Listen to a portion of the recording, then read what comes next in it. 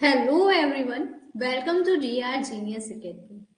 आप लोगों को पता ही है कि आपका वीडियो और पटवार का बैच शुरू हो चुका है और आज मैं आपके सामने राजस्थान पॉलिटी की डेमो की क्लास लेके आई हूँ। कौन सा सब्जेक्ट? राजस्थान पॉलिटी। ठीक है। पुराने सिलेबस के अकॉर्डिंग राजस्थान पॉलिटी का पोर्शन पटवार में डिफाइन है। वीडियो में इसके बारे में कम चर्चा की गई है। एक ओनली 73 अमेंडमेंट के बारे में बात की गई है। अभी न्यू सिलेबस आएगा तब हम देख लेंगे, लेकिन पॉलिटी आपका इंपॉर्टेंट रोल प्ले करने वाला है हर चीज की बेसिक समझने में। बात कर लेते हैं कि सिलेबस क्या है राजस्थान पॉलिटी में। सबसे पहले बात की गई है राजस्थान की प्रशासनिक व्यवस्था, मतलब राजस्थान में जितने भी काम होते हैं प्रशासन से रिलेटेड वो होते कैसे हैं। कोई फाइल अप्रूव करनी है, कोई एक्ट बनाना है, कोई कानून बनाना है, वो सब कैसे बनते हैं। तो आपको पता है इसके लिए हमारे यहाँ पर प्रशासन के लिए 3 व्यवस्थाएं की गई है। न्यायिक व्यवस्था है, एक हमारी लेजिस्लेटिव विधानसभा वाली व्यवस्था है और एक कार्यकारी व्यवस्था है। हम यहाँ पर तीनों व्यवस्थाओं के बारे में पढ़ने वाले हैं। पहली बात कर लेते हैं राज्य विधानसभा की। यहाँ पे लिखा हुआ है राज्य विधानसभा, जबकि हमने पढ़ा है कि विधानमंडल होता है। हाँ, राज्य विधानमंडल के 3 पार्ट होते हैं, एक राज्य विधानसभा, एक राज्य विधान परिषद और एक राज्यपाल। ठीक है, राज्यपाल स्पेसिफिकली मेंशन है। विधान परिषद हमारे यहाँ राजस्थान में बनी नहीं हुई है, इसलिए हम उसके बारे में बस आर्टिकल उससे रिलेटेड देखेंगे, बाकी उसकी डिटेल्स नहीं देखेंगे। विधानसभा पे हम अच्छा फोकस रखेंगे क्योंकि अभी रिसेंट चुनाव हुए हैं, पूछा जा सकता है उसका क्वेश्चन। उच्च न्यायालय पढ़ेंगे। उच्च न्यायालय के अलावा राजस्थान लोक सेवा आयोग, जिसके बारे में आर्टिकल 315 से 323 तक है, उसमें हम इसको डिटेल में पढ़ेंगे। जिला प्रशासन आज का टॉपिक आपका रहने वाला है।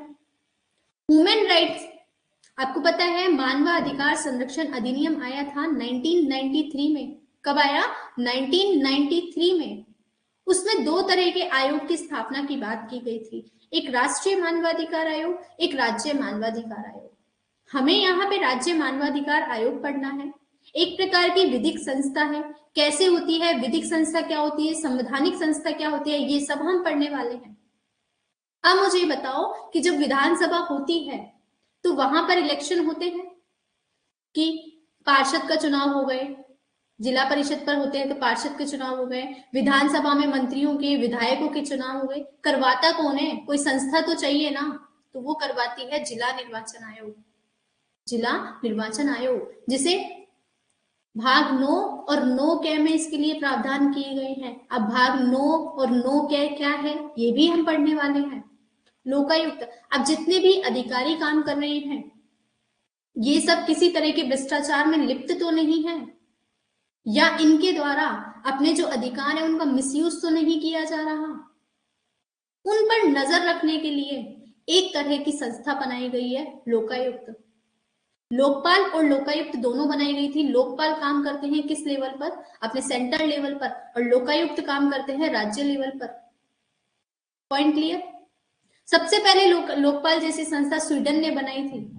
हमारे यहाँ कब बनी, कैसे बनी, वो सब हम इस सिलेबस में कवर करने वाले हैं। फिर बात आती है राज्य सूचना आयोग की। हमने एक अधिनियम पढ़ा है, सूचना का अधिकार अधिनियम 2005, उसके तहत इसकी स्थापना की गई है।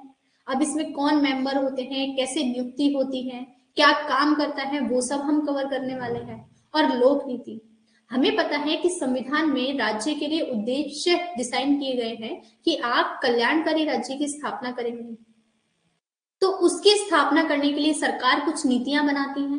उन्हें किस नाम से जाना जाता है? लोक नीति।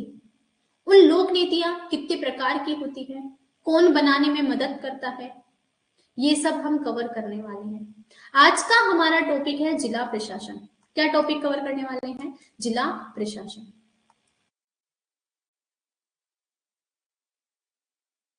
जिला प्रशासन। अब जिला प्रशासन समझने के लिए सबसे पहले हमें जिले की डेफिनेशन आनी चाहिए और दूसरी चीज प्रशासन की डेफिनेशन आनी चाहिए। ठीक है, जिला क्या होता है इसको समझाने से पहले मैं एक चीज आपको समझाना चाहूंगी आपको पता है कि भारत जो है राज्य से मिलकर बना है। भारत अनुच्छेद 1 संविधान का, भारत यानी इंडिया राज्यों का संघ होगा, राज्यों से मिलकर बना है। ठीक है, राज्यों को किस में डिवाइड किया जाता है? संभाग में। किस में डिवाइड किया जाता है? संभाग में। अभी कितने हैं, कैसे क्या चल रहा है, कौन कौन सी कमेटियां बनी हैं, आगे कितने हो जाएंगे, ये सब हम पढ़ने वाले हैं। संभाग को किस में डिवाइड किया जाता है? जिले में। और यही हमारा मेन फोकस रहेगा, जिला ही। जिले को किस में डिवाइड किया जाता है आगे? उपखंड में। उपखंड को आगे किस में डिवाइड किया जाता है? तहसील में। तहसील आगे किस में डिवाइड की जाती है? उप तहसील में। उप तहसील में। उप तहसील को आगे किस में डिवाइड किया जाता है? पटवार सर्किल में। किसमें? पटवार सर्किल में। और लास्ट जो सबसे छोटी यूनिट होती है किसी भी राज्य की, वो खसरा। ठीक है, यहां तक क्लियर हो गया कि जिला हमारा एग्जिस्ट कहां करता है? उपखंड से मिलकर के क्या बनते हैं? जिले। और जिलों से मिलकर के क्या बनता है? संभाग। और बहुत सारे संभाग को मिलकर बना दे तो क्या बन जाएगा? राज्य। और राज्यों को मिला ले, एक बास्केट बना ले तो क्या बन जाएगा? भारत। Point clear? चलो बात कर लेते हैं जिला प्रशासन की। बात है कि जिला है क्या। हमें यहां से समझ में आया कि ये राज्य की ही एक यूनिट है। जिला राज्य की ही एक यूनिट है। तो मैं लिखती हूं कि जिला किसी भी राज्य या प्रांत की, राज्य जिला जो है राज्य या किसी प्रांत की आधारभूत भौगोलिक इकाई होती है। आधारभूत भौगोलिक इकाई होती है।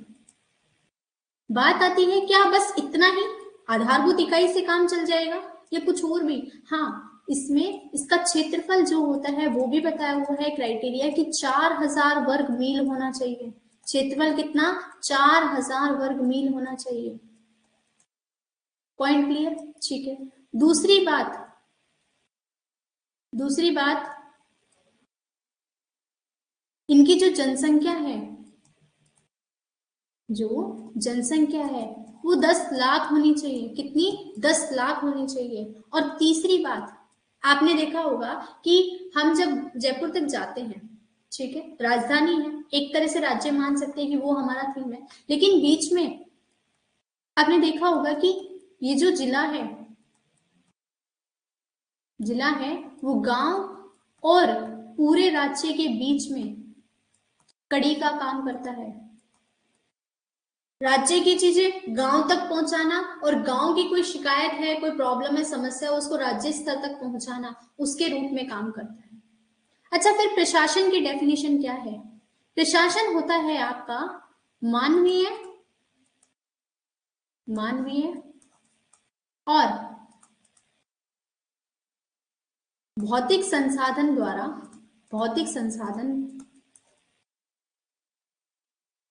जब किसी संगठन के, यहां संगठन कुछ भी हो सकता है, चाहे राज्य होगा तो राज्य प्रशासन, जिला है तो जिला प्रशासन। Point clear? संगठन के मानवीय और भौतिक संसाधन मिलकर संगठन के लक्ष्य को प्राप्त करने के लिए जब सामूहिक रूप से काम करते हैं, सामूहिक प्रयास करते हैं, तो वो क्या कहलाते हैं? जिला प्रशासन कहलाता है। Point clear? बात आती है जिला प्रशासन की। जिला राज्य की एक आधारभूत इकाई है। इसका लक्ष्य क्या है? एक कल्याणकारी राज्य की स्थापना करना। क्या ये कल्याणकारी राज्य की स्थापना करना कहीं डिफाइन है? हाँ, संविधान के भाग 4 में बोला गया है कि राज्य का उद्देश्य, राज्य का जो कार्य है वो क्या है? कल्याणकारी राज्य की स्थापना करना। जब राज्य की इकाई जिला है तो जिले का भी तो लक्ष्य यही हो गया, कल्याणकारी राज्य की स्थापना करना। तो इस कल्याणकारी राज्य की स्थापना के लक्ष्य को प्राप्त करने के लिए जिले में सामूहिक प्रयास किया जाता है। किसके द्वारा? मानव और भौतिक संसाधन के द्वारा। वो क्या मिलकर बना लेता है? जिला प्रशासन। भौतिक संसाधन में तो सारी चीजें आ जाती हैं जो भी फिजिकली एग्जिस्ट करती है। मानवीय संसाधन कौन कौन से? देखो, हमने यहाँ पढ़ा कि राज्य का कुछ अधिकारी होंगे, प्रशासन संभालते होंगे, कुछ हेड होंगे, प्रशासनिक अधिकारी, हेड भी तो होंगे इनके कुछ ना कुछ, बिल्कुल।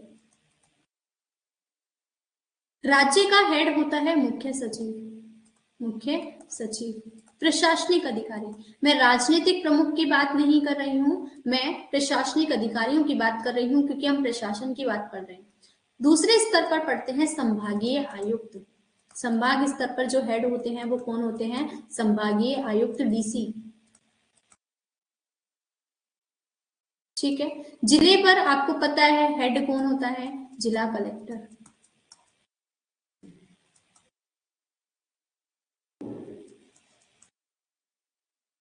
उपखंड पर कौन आते हैं? एसडीएम, एसडीओ भी बोला जाता है, उपखंड अधिकारी, एसडीओ। इसके अंडर में एडीएम भी काम करते हैं, इनके बारे में भी हम कवर करेंगे। ठीक है। तहसील स्तर पर तहसीलदार, उप तहसील स्तर पर नायब तहसीलदार,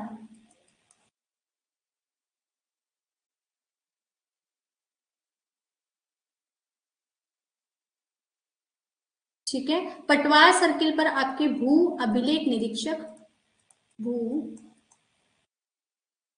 अभिलेख निरीक्षक, या इन्हें दूसरे नाम से जाना जाता है कानूनगो, या इन्हें ही दूसरे नाम से जाना जाता है गिरबरदार। क्या होते हैं, कैसे होते हैं, पूरी डिटेल में हम कवर करने वाले हैं। बस ये समझ लीजिए कि इनके हेड ये होते हैं, प्रशासन के लेवल पर हेड ये होते हैं, और खसरे का हेड होता है पटवारी, जिसकी आप तैयारी कर रहे हैं।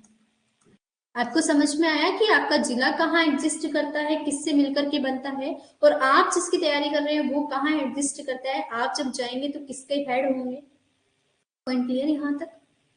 मैं उम्मीद कर रही हूँ कि जिले को कहाँ पर एग्जिस्ट करता है, कौन उसका प्रशासनिक अधिकारी होता है, और जिला प्रशासन क्या होता है वो समझ में आ गया।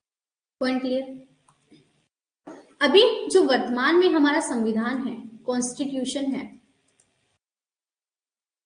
क्या उसमें जिले की बात की गई है? हाँ, बिल्कुल की गई है। आर्टिकल 233 में जिले शब्द का प्रयोग किया गया है। कौन से आर्टिकल में? आर्टिकल 233 में किसका प्रयोग किया है? जिले शब्द का। किसके संदर्भ में? जिला न्यायाधीशों की नियुक्ति के संदर्भ में, जिला न्यायाधीशों की नियुक्ति के संदर्भ में। अब जिला न्यायाधीशों की नियुक्ति कौन करता है, कैसे होती है, सब हम कवर करने वाले हैं। जब हम हाईकोर्ट के अधीनस्थ न्यायालय पढ़ेंगे तो वहां मैं आपको बताऊंगी कि राज्यपाल के द्वारा नियुक्ति की जाती है। Point clear? इसके अलावा कहीं बात की गई है? हाँ, बिल्कुल की गई है, भाग 9 और 9 कै में। अब ये मैं बीच बीच में भाग शब्द का प्रयोग कर रही हूँ कि संविधान में भाग, जब संविधान बनाया गया था, जैसे आपके चैप्टर में, बुक्स में, चैप्टर में आपके होते हैं, बुक है उसमें चैप्टर 1, 2, 3, ऐसे ही संविधान में भी भाग हैं। टोटल कितने? 22। उनमें से भाग 9 और 9 कै में जिला शब्द का प्रयोग किया गया है। वैसे अगर भाग 9 देखें तो ये पंचायती राज से रिलेटेड है। किससे? पंचायती राज से। और 9 कै आपका नगर पालिका से रिलेटेड है। किससे रिलेटेड है? नगर पालिका से, जिन्हें 73rd और 74th अमेंडमेंट के द्वारा जोड़ा गया था। ठीक है।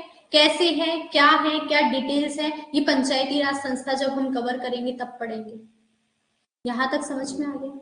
आज जो वर्तमान में जिला देखने को मिलता है, वर्तमान में आज जो जिले हैं, ठीक है, क्या ऐसे पहले कभी ऐसा स्वरूप देखा हो कि एक बड़ी इकाई हो, बड़ी इकाई छोटी में बढ़ जाए, छोटी में बढ़ जाए, फिर और वो छोटी में बढ़ जाए? क्या ऐसे पहले इकाइयां चलती थी क्या? हाँ, बिल्कुल ऐसा सेम प्रोसेस मौर्य काल में देखने को मिलता है। मौर्य काल में वहां पर आज का जिला जनपद के नाम से जाना जाता था। किस नाम से? जनपद का नाम से।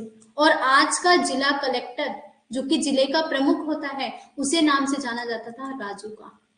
किस नाम से? राजू का। इसी तरह गुप्त काल में भी विषय और विषपति के नाम से जाना जाता था। मुगल काल में इनका अन्य नाम था, वो सब आप हिस्ट्री में कवर करिएगा। मैं यहाँ सिर्फ पॉलिटी के लिए हूँ। Point clear? वर्तमान स्वरूप समझ में आ गया कि मौर्य काल में जो आज का वर्तमान जिला है वो पहले इतिहास में कहीं देखने को मिलता है, तो हाँ, कहाँ पे? मौर्य काल में। किस नाम से जाना जाता था? जनपद के नाम से। और प्रमुख कौन होता है? राजू का होता है। यहां तक क्लियर हो गया? बात आती है सारी कि राजस्थान की जिला प्रशासन के बारे में हम पढ़ रहे हैं, तो राजस्थान में जिले कितने हैं? तो पूरी क्रोनोलॉजी एक समझते हुए चलते हैं। जब आपने राजस्थान का एकीकरण आप हिस्ट्री में पढ़ेंगे या पढ़ा होगा कभी, तो आपको पता है कि स्वतंत्रता के समय 19 रियासतें थी और 3 ठिकाने थे, लावा, कुशलगढ़ और नीमराणा ठिकाना। इनको मिलाकर के 26 जिले बनाए गए थे 1 नवंबर 1956 को। पहले वाले मत्स्य संघ था, फिर पूर्वी राजस्थान संघ, इस तरह से संघ आप पढ़ेंगे। तो लास्ट जो जिला बना था 1 नवंबर 1956 को, वो कौन सा था? अजमेर था। कौन से नंबर का था? 26वें नंबर का था। बात आती है कि अभी तक हम 33 जिले पढ़ के आ रहे थे और वर्तमान में 50 पढ़ रहे हैं। तो 50 वाला तो भूल जाओ, अभी तो सरकार ही इस पे क्लियर नहीं है। लेकिन मैं इसकी क्रोनोलॉजी बताऊंगी कि कैसे ये 50 जिले तक आज चर्चा चल रही है। बात आती है कि 26 से 33 के बीच में कौन कौन से जिले बने? ये भी तो कभी बने होंगे। बिल्कुल बने हैं, देख लेते हैं। सबसे पहले आपका बना था धौलपुर, ठीक है, 1956 के बाद। फिर बना बारा, फिर बना था आपका दौसा। दौसा वाले बच्चों, आपका जिला कब बना? स्वतंत्रता के समय नहीं बना, ये बाद में बनाया गया था। 12 के बाद में दौसा, दौसा के बाद बना राजसमंद, फिर बना हनुमानगढ़, और फिर बना था करौली। और लास्ट हम 33वां जिला पढ़ते हैं प्रतापगढ़। देखो कैसे 33वां आया, अभी बताते हैं। 26वां अजमेर, 27वां धौलपुर, 28वां बारा, 29वां दौसा, 30वां राजसमंद, 31वां हनुमानगढ़, और 32वां करौली, और 33वां प्रतापगढ़। लास्ट अभी तक 33वां जो पढ़ते हैं वो प्रतापगढ़ ही तो पढ़ते हैं। धौलपुर बना 1982 के आसपास। कब? 1982 के आसपास। 12, दौसा और राजसमंद बने 1991 में। कब? 1991 में। हनुमानगढ़ 1994 में। कब बना? 1994 में। और करौली आपका 1997 में। और प्रतापगढ़ आपका, लास्ट वाले की डेट याद रख लेना, पहले वालों की जरूरी नहीं है, 26 जनवरी 2008 को। अच्छा, अब ये जो कमीशन, जो जिले बनते हैं, अभी आपको पता होगा रिसेंट में 50 जिलों की बात चल रही है। तो 50 जिले बनाने के लिए समिति भी तो बनती है रिकमेंडेशन देने के लिए। तो प्रतापगढ़ को बनाने के लिए कौन सी समिति ने रिकमेंडेशन दी? तो इसके लिए समिति का नाम याद रखना, परमेश चंद्र समिति। कौन सी समिति? परमेश चंद्र समिति। Point clear? अच्छा मैम, आप आज के 50 जिलों पे कंफ्यूजन दूर कीजिए। 50 जिले, 33 ऑलरेडी है। इन 50 जिलों की कहानी शुरू होती है राम लुभाया समिति से। कहां से? राम लुभाया समिति से। इसका गठन किया गया था, ये समिति बनाई गई थी 2022 में। इन्होंने अपनी रिकमेंडेशन दी 2023 में, और इन्होंने 17 जिले और 3 नए संभाग, 7 पहले से हैं, अजमेर है, उदयपुर है, कोटा है, अपना ये भरतपुर वाला संभाग है, भरतपुर लास्ट संभाग है, अभी संभाग भी कवर करेंगे। लेकिन 3 नए कौन कौन से? एक इन्होंने बोला कि सीकर संभाग बना दीजिए, एक पाली संभाग बना दीजिए, और एक बांसवाड़ा, बना दीजिए। लेकिन आपको पता है ये बात चल रही थी अशोक गहलोत सरकार की। किसकी बात चल रही थी? अशोक गहलोत सरकार की। अब सरकार चेंज हो गई, किसकी आ गई? भजनलाल शर्मा जी की आ गई, भजनलाल शर्मा जी की। अभी तक सरकार ने खुद कंफ्यूजन है तो इन्होंने कमेटी बना दी। ये सब आपका करंट का पोर्शन है, आप करंट में और डिटेल में पढ़ेंगे। मैं सिर्फ एक ओवरव्यू दे रही हूँ आपको कि कौन सी कमेटी बनी, ललित पंवार समिति। अभी रिसेंट में 2024 में बनी है ललित पंवार समिति। ठीक है, ये बताइए कि ये 17 जिले और 3 संभाग बनाए जाने चाहिए या नहीं, और ये अपनी रिपोर्ट एक उप समिति को सौंपेगी जिसकी अध्यक्षता कौन कर रहे हैं, जिसकी अध्यक्षता कौन कर रहे हैं, हमारे उप मुख्यमंत्री प्रेमचंद बैरवा जी। उप मुख्यमंत्री प्रेमचंद बैरवा जी, प्रेमचंद बैरवा जी। अच्छा, दूसरी उप मुख्यमंत्री कौन है, नाम पता है क्या? दिया कुमारी जी। Point clear? देखो एक बार रिपीट कर रही हूं, अभी तक रिपोर्ट नहीं आई है तो फाइनली जब आ जाएगी तब हम पढ़ेंगे। हमारे राजस्थान में अभी तक 33 जिलों के बारे में तो हमें कंफर्म पता है कि 33 है, लेकिन 50 जिले होने या नहीं उसके लिए ललित की पंवार समिति बनाई हुई है। वो अपनी रिपोर्ट किसको सौंपेगी? प्रेमचंद बैरवा की जो समिति है उनको सौंपेगी। प्रेमचंद बैरवा जी अभी वर्तमान में कौन है? उप मुख्यमंत्री। दूसरी उप मुख्यमंत्री का नाम क्या है? दिया कुमारी जी। बात आती है कि जिले कितने हैं, कैसे बने। राजस्थान का जिस दिन एकीकरण कंप्लीट हुआ, किस दिन हुआ? 1 नवंबर 1956 को। कौन सा जिला बना? अजमेर बना। कौन से नंबर का? 26वां। फिर मैम आप ये बताइए कि 33वां जिला कौन सा था, तो इसकी क्रोनोलॉजी पूरी समझ लेते हैं। धौलपुर था 27वां जिला जो कि 1982 में बना। 12 था 28वां जिला, दौसा था 29वां और राजसमंद था 30वां। ये बने थे 1991 में। फिर हनुमानगढ़ बना, फिर करौली बना और लास्ट प्रतापगढ़ बना 33वां जिला। कब? 26 जनवरी 2008 को। कौन सी कमेटी की रिकमेंडेशन पर? परमेश चंद्र समिति की रिकमेंडेशन पर। जिले के बारे में समझ में आ गया। अब आ जाते हैं जिला हेड पर।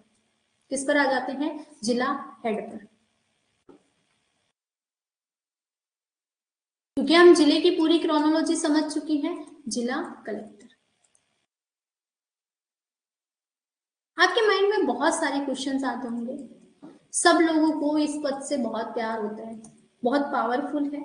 आईएएस ऑफिसर, आईएएस रैंक का अधिकारी इस पे नियुक्त होता है। तो क्या है, कैसे बना, कब से काम करना शुरू किया, ये सब हम कवर करने वाले हैं।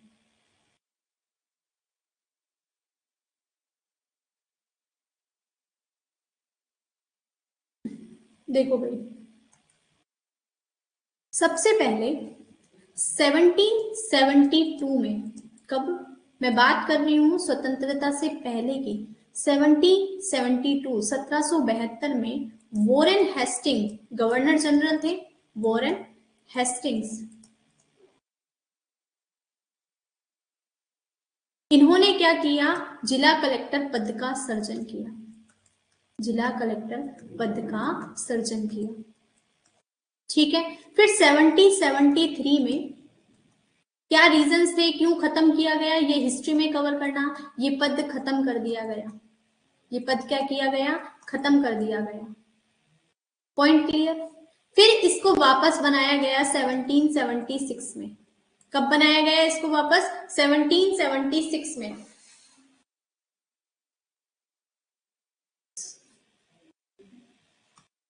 इस पद को, सॉरी एक सेकेंड, इस पद को खत्म कर दिया। इस पद को वापस बनाया गया 1781 में। पुनः इस पद का सृजन किया गया। उससे पहले आपको एक नाम याद रखना है, रोल्फ शेडल। किसका नाम? रोल्फ शेडल का, क्योंकि ये पहले जिला कलेक्टर बने थे। कौन बने थे? पहले जिला कलेक्टर। किसके टाइम पर? वॉरेन हेस्टिंग के टाइम पर। पद का सृजन कब हुआ? 1772 को। ठीक है, पद वापस खत्म कब कर दिया? 1 साल बाद ही खत्म कर दिया। फिर 1781 में पुनः पद का सृजन किया गया। 1787 में इस पद को बहुत पावरफुल बना दिया। पहले से इस पद के पास में भू राजस्व एकत्रण की शक्तियां थी, इनको दंड नायक की शक्तियां भी दे दी। किसकी? दंड नायक की। मतलब अब ये दंड भी दे सकेंगे। 1787 में ऐसी बात कर दी गई थी। तो ये बहुत ज्यादा पावरफुल हो गया, तो इस पद को बोला जाने लगा लिटिल नेपोलियन। क्या बोला जाने लगा? Little Napoleon. Point clear? Little Napoleon ही क्यों? आपको पता है कि नेपोलियन कितना पावरफुल था, उसी से थोड़ी सी पावरफुल इसमें इसके पास थोड़ी सी कम है, भू राजस्व और दंडनायक है, इसलिए इसे लिटिल नेपोलियन बोला जाने लगा। फिर बात आती है, 4-5 साल तक इन्होंने ऐसे ही काम किया। 1793 में लॉर्ड कॉर्नवालिस आए, उन कोड लेकर आए, उन्होंने दंड नायक और फौजदारी मामलों में अलग अलग काम करना शुरू कर दिया कोड से। तो इन्होंने इसकी शक्तियों को क्या कर दिया? कम कर दिया। क्या कर दिया? कम कर दिया गया। किसने किया? लॉर्ड कॉर्नवालिस कोड ने। Lord Cornwallis. Point clear? फिर से इनकी शक्ति थोड़े टाइम बाद ही लॉर्ड मैकेंजी के द्वारा बढ़ा दी गई। किसके द्वारा? लॉर्ड मैकेंजी के द्वारा बढ़ा दी गई। ठीक है। फिर बात आती है, आपको पता है 1857 के बाद में, क्योंकि ब्रिटिश इंडिया इतने तक काम कर रही थी, हिस्ट्री में जब आप पढ़ेंगे 1857 में ब्रिटिश इंडिया का शासन जो है वो एक्ट आता है 1858, और किसके अंडर में चली जाता है? ब्रिटिश सम्राट के अंडर में। ब्रिटिश सम्राट के अंडर में। और ये पद तब से और 1947 तक कंटिन्यू बना रहता है। कंटिन्यू बना रहता है। Point clear? 47 के बाद भी हमारे यहाँ पे जिला कलेक्टर की रही है भूमिका। 1993 एलपीजी आ गए 1991 में, उसके बाद में इनको विकास का काम भी दे दिया गया। किसके रूप में इनकी नियुक्ति होने लगी? विकास अधिकारी के रूप में। क्रोनोलॉजी समझ में आ रही है? सबसे पहले वॉरेन हेस्टिंग 1772 में पद का सर्जन करते हैं। 1773 में पद को खत्म कर दिया गया। फिर 1781 में पुनः पद आया। पुनः पद आने के बाद में 1787 में भू राजस्व और दंड नायक की शक्तियां देकर के इन्हें बहुत पावरफुल बना दिया गया। मतलब एक दादा होता है ना मुंबई में, जो दादा टाइप चलता है, इनकी वो वाला रोल हो गया। इनको उस टाइम लिटिल नेपोलियन कहा जाने लगा।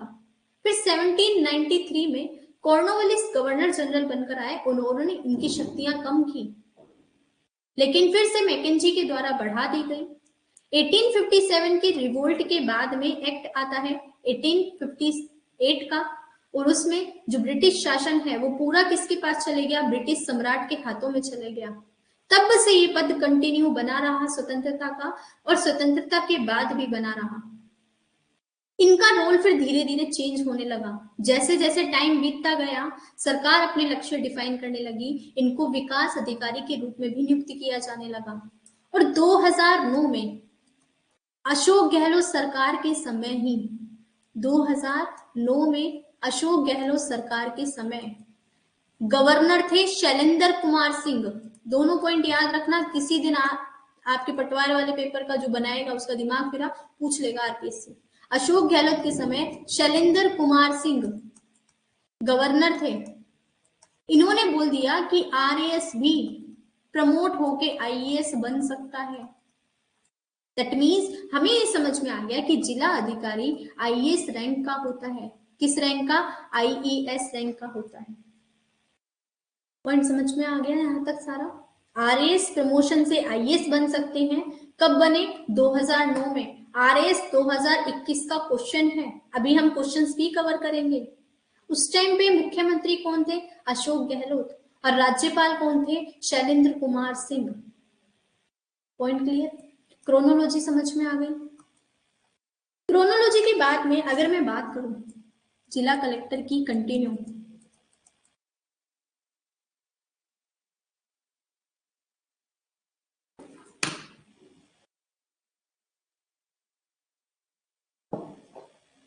कहीं तो आप जिला कलेक्टर को जिला कलेक्टर बोलते हो, कहीं जिलाधीश बोलते हो, कहीं डिप्टी कमिश्नर बोलते हो।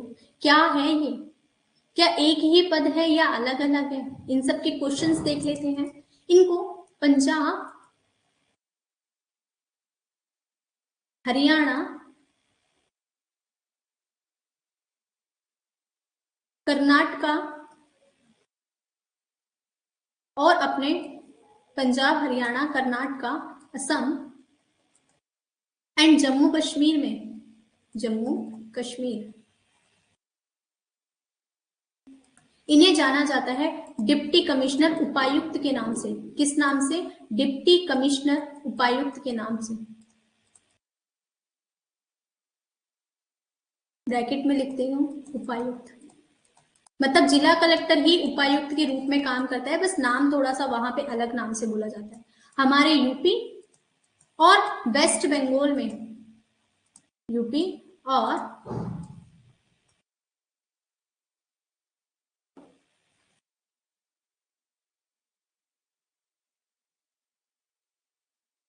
यूपी और वेस्ट बंगाल में इन्हें जाना जाता है डीएम के नाम से। किसके? District magistrate. पूरा नाम लिख देती हूं, डिस्ट्रिक्ट मजिस्ट्रेट।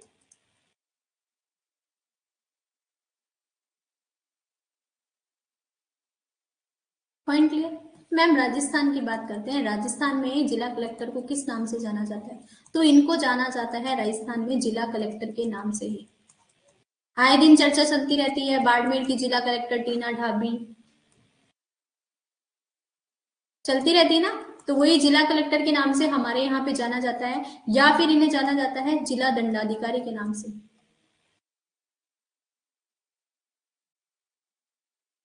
जिला दंडाधिकारी के नाम से।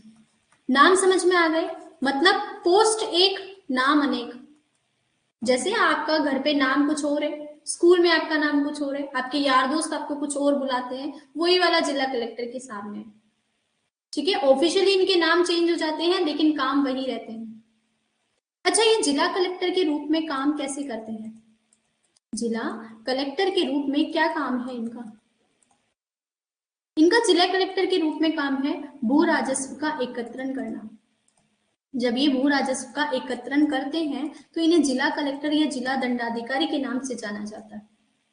Point clear? जब ये विकास का कार्य करते हैं, विकास से रिलेटेड चीजें देखते हैं, तो इन्हें कहा जाता है जिला विकास अधिकारी। क्या कहा जाता है? जिला विकास अधिकारी।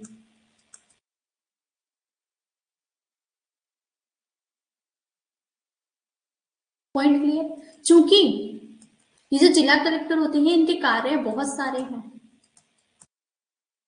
ठीक है, जैसे न्यायिक कार्य देखना, जब हम जिला न्यायालय पढ़ेंगे वहां पे डीएम के कार्य पूरे पढ़ेंगे। प्रशासनिक कार्य देखना, प्रशासनिक कार्य देखना, इसके अलावा राजस्व से संबंधित कार्य देखना आदि। मतलब काम बहुत सारे हो गए, तो ये जिले की आंख, कान और हाथ के रूप में काम करते हैं। मतलब आंख का काम अलग है, कान का काम अलग है और हाथ का काम अलग है। अगर तीनों को मिला दे, एक ही काम एक ही व्यक्ति कर रहा है, जिला कलेक्टर। न्यायिक भी संभाल रहे हैं, प्रशासनिक भी संभाल रहे हैं, राजस्व भी संभाल रहे हैं, उससे अलावा भी। इसीलिए इनको क्या कहा जाता है? आंख, कान, नाक, हाथ कहा जाता है। नाक नहीं, आंख, कान, हाथ कहा जाता है। Point clear? यहां तक समझ में आया? उसके बाद में ये पोस्ट बहुत अट्रैक्टिव होती है, सबको पता है। आधी से ज्यादा आजकल यूपीएससी के बच्चे पेपर देते हैं। कुछ तो इनके पर्स के कारण बहुत अच्छे पक्ष मिलते हैं, ठीक है, और पावरफुल पोस्ट है। तो इसी को देखते हुए रजनी कोठारी जी ने इस जिला कलेक्टर के पद को संस्थागत करिश्मा का नाम दिया। क्या नाम दिया? संस्थागत करिश्मा का नाम दिया।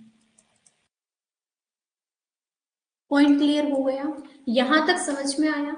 मैं बना रही हूं क्लास की समरी, एक बार देख लीजिए। सबसे पहले हमने शुरू किया जिला, और इसमें हमने देखा कि जिला एग्जिस्ट कहां पे करता है। जिला एग्जिस्ट कहां पे करता है? हमने देखा कि राज्य को किस में डिवाइड किया जाता है? संभाग में। और संभाग को किस में डिवाइड किया जाता है? राज्य, जिले में। जिले आगे उपखंड में, उपखंड के बाद में तहसील, तहसील के बाद में उप तहसील, उप तहसील के बाद में हमने देखा था क्या? उपखंड के बाद में तहसील, तहसील के बाद में उप तहसील, उप तहसील के बाद में पटवार सर्किल और पटवार सर्किल के बाद में खसरा। यहाँ हमने देखा था जिला कलेक्टर इसका अध्यक्ष होता है, हेड होता है, यही देखा। और जिला प्रशासन में मोस्टली हमारा फोकस इन्हीं पर रहेगा, ठीक है। फिर हमने समझा टॉपिक की हेडिंग जो है जिला प्रशासन, उसकी डेफिनेशन समझी। मैंने आपको बताया कि जिला क्या है, यहां से समझ में आ रहा है कि राज्य की ही एक भौगोलिक इकाई है, क्योंकि उसी से डिवाइड होके तो बन रहा है। जिला राज्य की एक भौगोलिक इकाई है जो कि किसी लक्ष्य को प्राप्त करने के लिए मानवीय और भौतिक संसाधनों को मिलाकर के सामूहिक प्रयास करता है। मानवीय संसाधन में जिला कलेक्टर और इनके अंडर में आने वाले जैसे नायब तहसीलदार, तहसीलदार, पटवार, ये सब काम करते हैं। इस तरह से जिला अपना पूरा काम संभालता है प्रशासन संबंधित। फिर उसके बाद में हमने देखा कॉन्स्टिट्यूशन में क्या प्रोविजन है। कॉन्स्टिट्यूशन में क्या प्रोविजन है, 233 आर्टिकल जिला न्यायाधीशों की नियुक्ति के संदर्भ में, और एक देखा था भाग 9 और 9 क्या है, यही पॉइंट कवर किए। 9 बता दिया पंचायती राज से रिलेटेड है और 9 क्या नगर पालिका से रिलेटेड है, जिसके बारे में हम अलग से डिटेल चैप्टर में पढ़ेंगे। Point clear. फिर इसके बाद में हमने देखा कि वर्तमान में जो आज जिला मिलता है, ऐसे ही डिविडेशन क्या पहले था? हाँ, बिल्कुल ऐसे ही सेम मौर्य काल में देखने को मिलता है। आज का जिला मौर्य काल में किस नाम से जाना जाता था? जनपद के नाम से। और आज का जिला कलेक्टर किस नाम से जाना जाता था? राजूका के नाम से। ये पढ़ लिया। इसके बाद में हमने देखा क्रोनोलॉजी। 1772 में पद का सर्जन हुआ, 1773 में फिर से खत्म कर दिया गया, फिर 1781 में पुनः बना, फिर इसके बाद में 1787 में इसको बहुत सारी अधिकारी शक्तियां दे दी गई, लिटिल नेपोलियन के नाम से जाने लगा। फिर इसके बाद में हमने देखा 1793 लॉर्ड कॉर्नवालिस ने शक्तियां कम की, लॉर्ड मैकेंजी ने शक्तियां बढ़ा दी, और फिर 1858 में जब ब्रिटिश इंडिया जो कंपनी थी, ईस्ट इंडिया कंपनी, उससे शासन किसके हाथ में गया? ब्रिटिश सम्राट के। तो ये पद और अधिक शक्तिशाली हो गया, और फिर ये 1947 तक कंटिन्यू काम करता रहा। 1947 के बाद भी जिला कलेक्टर रहे, लेकिन 1993 में इनकी भूमिका थोड़ी चेंज की गई और इन्हें किसका काम दिया गया? विकास अधिकारी का काम दिया गया। मतलब अब ये विकास के रिलेटेड चीजें भी संभालेंगे। और 2009 में जब हमारे सीएम कौन थे? अशोक गहलोत जी थे, अशोक गहलोत जी थे। और जो हमारे गवर्नर है वो कौन थे? मैंने बताया शैलेंद्र कुमार सिंह, शैलेंद्र कुमार सिंह। इनके टाइम पर बोला गया कि एक आरएएस अधिकारी भी प्रमोट होके क्या बन सकता है? आईएएस मतलब जिला कलेक्टर बन सकता है। Point clear. फिर हमने आगे देखा था कि जिला कलेक्टर को और किस किस नाम से जाना जाता है, कलेक्टर के अन्य नाम।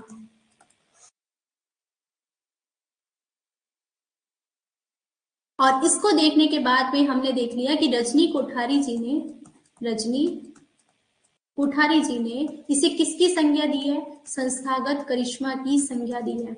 किसकी? संस्थागत करिश्मा की। पॉइंट क्लियर हो गया।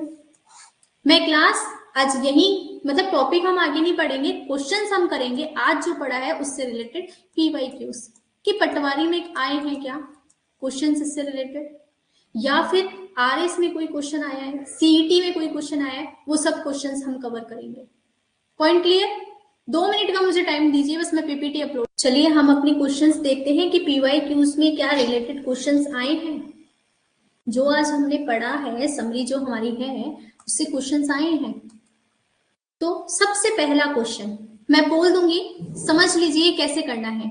मैं आपको बोल दूंगी, पोल के बाद में आपको टाइम दिया जाएगा 15 से 20 सेकंड का। आपको उस पर टिक करना है जो भी आपका मन करे, और टिक करने के बाद में आपका आंसर यहां पब्लिक कर दिया जाएगा पोल में। Point clear. चलिए, स्क्रीन पर पोल दिखेगा, ठीक है। मैं यहां से क्वेश्चन पढ़ूंगी, क्वेश्चन पढ़ने के बाद में आपको जो भी सही लगे उसको देखना है और आंसर करना है। उसके लिए आपको टाइम भी दिया जाएगा, और टाइम के बाद में आपका पोल मैं पब्लिक कर दूंगी, आपको दिखने लग जाएगा कि किसने कितना आंसर सही दिया है। Point clear. चलिए, हमारे आज के टॉपिक से पहला क्वेश्चन है कि निम्न में से कौन सा एक कथन सत्य नहीं है। क्वेश्चन क्या बताना है कि सही नहीं है। सबसे पहली बात, 1972 में, ये सीईटी का पीवाईक्यूज का क्वेश्चन है, शायद सीईटी का है ये क्वेश्चन। वॉरेन हेस्टिंग्स के द्वारा जिला कलेक्टर के पद का सृजन किया गया।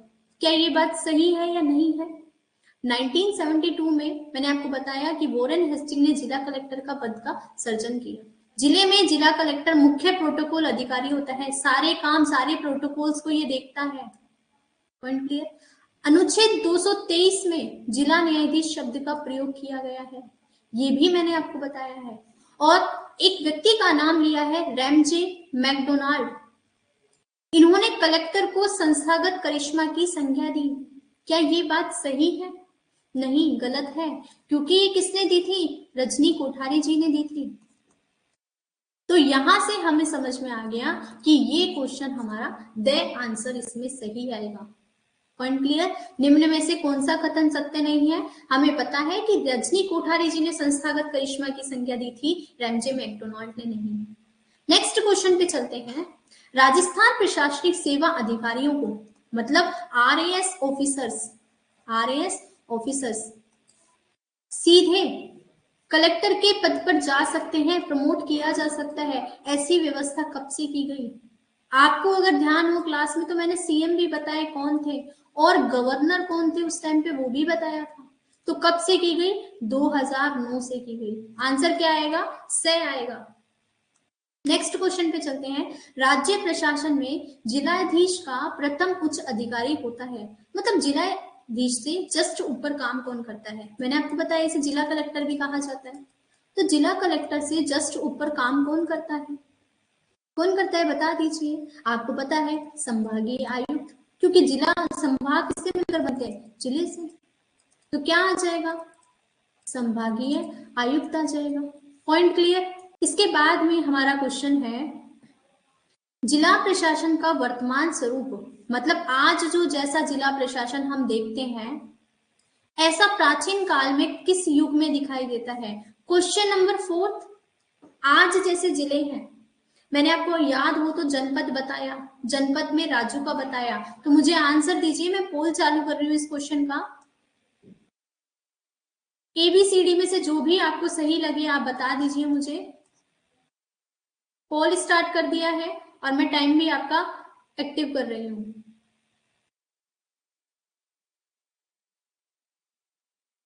चलिए बताइए।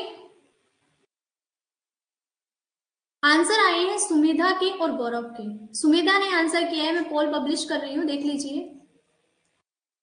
देखिए आंसर आया है, सुमेधा ने आंसर दिया है एक, मतलब ऑप्शन एक गुप्तकाल, और गौरव ने आंसर दिया है बी।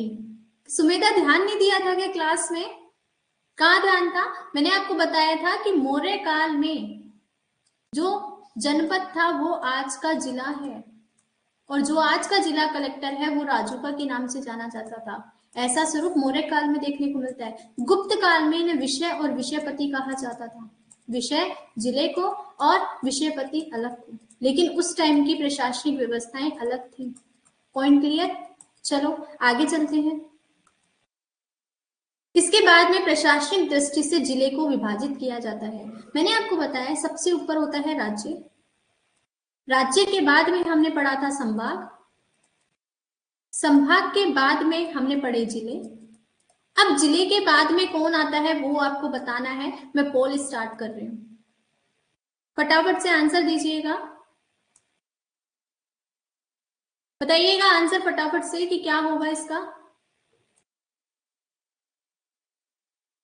प्रशासनिक दृष्टि से जिले को किसमें डिवाइड किया जाता है? हमने पढ़ा राज्य को संभाग में, संभाग को जिले में, आगे जिले किसमें डिवाइड है? बताइए फटाफट से आंसर।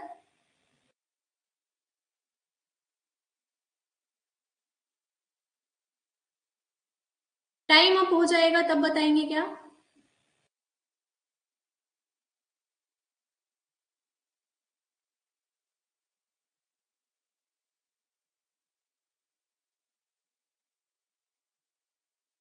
बताइए फटाफट आंसर क्या होगा इसका। चलिए, इसका आंसर सबने ही गलत दिया है। क्या संभाग को जिले में बताया गया है, क्या बांटा गया है? क्या जिले को पूछ रहा है कि जिला आगे किस में डिवाइड हो रहा है? नहीं पता आपको? उपखंड में हो रहा है। मैंने आपको बताया था सीधा सीधा कि पहले राज्य है, फिर संभाग है, संभाग के बाद जिले हैं, जिले के बाद में उपखंड है। Point clear? नेक्स्ट क्वेश्चन, उपखंड स्तर से नीचे मतलब उपखंड है, सबसे पहले आपका राज्य है, राज्य के बाद में संभाग है, संभाग के बाद में जिला है,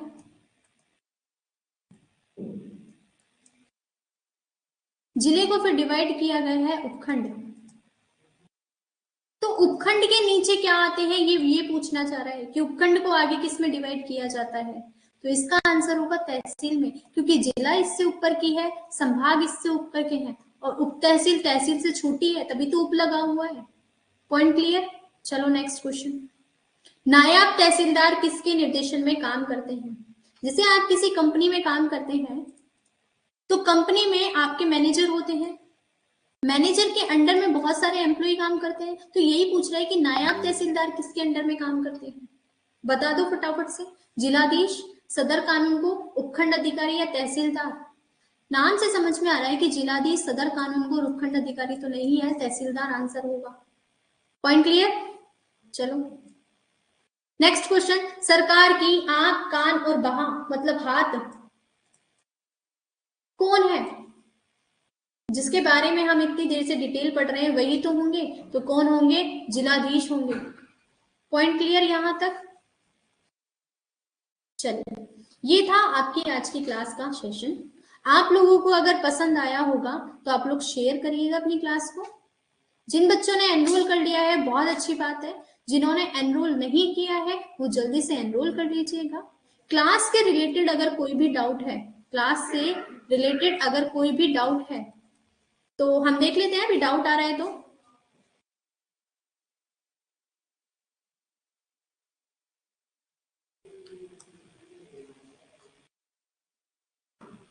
गौरव, आपको अलाउ कर दिया है, आप अपना माइक और कैमरा ऑन कर सकते हैं, और आपको कोई डाउट है तो आप पूछ सकते हैं।